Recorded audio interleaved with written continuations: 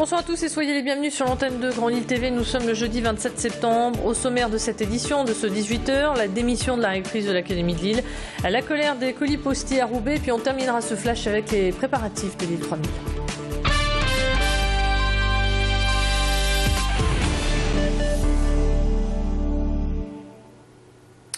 Un mot sur vos conditions de circulation avant de démarrer ce flash. Attention si vous devez vous rendre rue Nationale à Lille. Une cheminée de 3 tonnes menace de s'effondrer. Résultat, la circulation est coupée entre la Grand Place et la rue Jean Roisin. On la savait sur le départ. Hier, elle l'a officialisé. Marie-Jeanne Philippe quitte son poste de rectrice de l'Académie de Lille. Elle a envoyé sa lettre de démission au ministre de l'Enseignement, Vincent Peillon. Lettre qui a été rendue publique. Elle y explique que les résultats de l'Académie ont rattrapé et parfois même dépassé les moyennes nationales. Après 3 ans de gouvernance, Marie-Jeanne Philippe dresse son bilan et se félicite des résultats obtenus. Un départ pas si surprenant que cela, puisqu'elle avait à dos certains élus et syndicats qui l'accusaient d'appliquer avec diligence les consignes de l'ancien gouvernement. Les récentes suppressions de postes dans notre département n'ont rien arrangé. Aujourd'hui, certains syndicats, comme le SGEN CFDT, se sentent soulagés. Explication avec le secrétaire général. Pour nous, c'est quelque chose qui est satisfaisant, il n'y a pas de petit bonheur, on s'en réjouit. Maintenant, il faudra effectivement elle sera remplacée par un nouveau recteur apparemment. Ce sera probablement un monsieur d'après nos sources, mais l'important pour nous, c'est de renouer les fils du dialogue social qui ont été rompus justement par l'ancienne rectrice. C'est peut-être une façon de sortir un peu dignement. Bon, dont acte, mais de toute façon, nous, on est tourné vers l'avenir.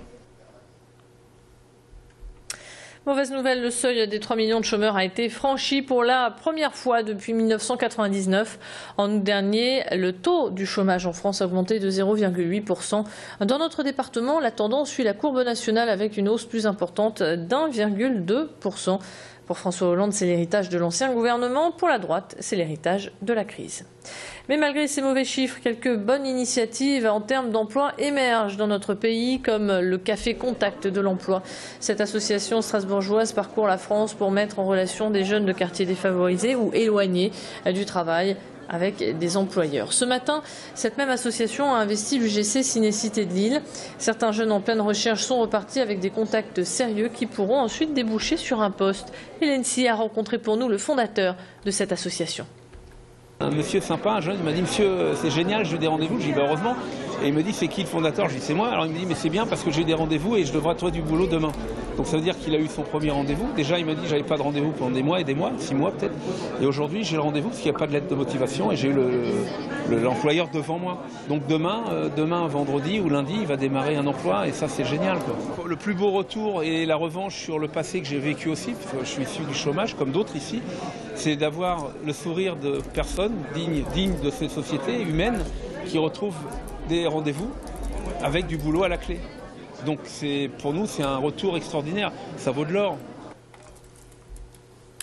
Les colis postiers de Roubaix sont en grève illimitée à partir d'aujourd'hui. Les salariés payent fort la réorganisation de 2010. En passant de 43 agents à 35, les colis postiers dénoncent la dégradation de leurs conditions de travail avec de plus en plus de livraisons. La Poste sous-traite déjà 50% de ces livraisons, mais ces entreprises extérieures n'assurent pas une grande garantie de service, alors que les colis postiers, eux, sont obligés de suivre le colis et de les remettre en main propre. Leurs revendications nous sont détaillées au micro de Macha Grunessen. On veut de l'embauche, on veut 7 CDI, 3 CDD, on a calculé ça, on a pris les chiffres de l'agence, on veut 7 CDI, 3 CDD et ce qui baissera la sous-traitance à 20% et ce qui permettra de réinjecter de la main-d'œuvre postale sur l'anneau de tri et de trier dans de bonnes conditions et de ne pas écurer les agents pour justement faire passer des projets de la Poste, de colis Poste, faire passer des projets où ils ont pu calculer qu'ils ont pris une calculatrice pour justement sans prendre le facteur humain. Et sachez que la direction, elle, s'est dit prête à écouter les salariés pour améliorer leurs conditions de travail. Le compte à rebours a commencé pour l'île 3000. Quelques prémices de cette grande fête qui débutera le 6 octobre prochain a été dévoilée hier. Dans le cadre du projet Mon quartier est fantastique, le photographe Olivier Metzger s'est attaqué à 10 photographies qui seront à découvrir dans 10 quartiers de l'île. Hier, les habitants de l'île Sud et du faubourg de Béthune ont découvert la leur. Cet après-midi, c'était au tour du quartier des Bois Blancs. Petit à petit, la capitale des Flandres nous plonge dans l'atmosphère féerique de cet événement. Et puis, sur Grand Lille TV aussi, nous allons tout doucement vous faire vivre cet événement culturel, à commencer par la création de No Focus, qui sera le premier volet d'une série de spectacles proposés par l'Opéra de Lille. Créé spécialement pour l'île fantastique, François Verret a travaillé avec le photographe Ralph Eugène Métiard et l'écrivain James Graham Ballard. Cette performance artistique vous fera découvrir un autre univers, une zone urbaine indéterminée, où des personnages vont explorer cet espace pour donner naissance à différentes visions. Le chorégraphe va vous embarquer dans un tout autre monde. Et pour cela, il a dû travailler avec tous les corps de métier de l'opéra. Il nous explique tout ça au micro de Macha Grunessen. C'est vraiment un travail d'équipe avec toutes les corps de métier de l'opéra qui fait que peu à peu s'invente une écriture scénique voilà, qui est, j'espère, une dimension poétique, qui est effectivement, j'espère aussi, d'où émane de la beauté, très simplement, et puis je pense qu'il y a du sens. J'espère du sens, enfin j'y veille, que ce ne soit pas une forme belle mais creuse, mais qu'au fond, en dessous, sous cette forme poétique, musicale, j'espère, liée à la beauté, il y ait des questions qui émanent en creux de cette forme scénique qui est ouverte.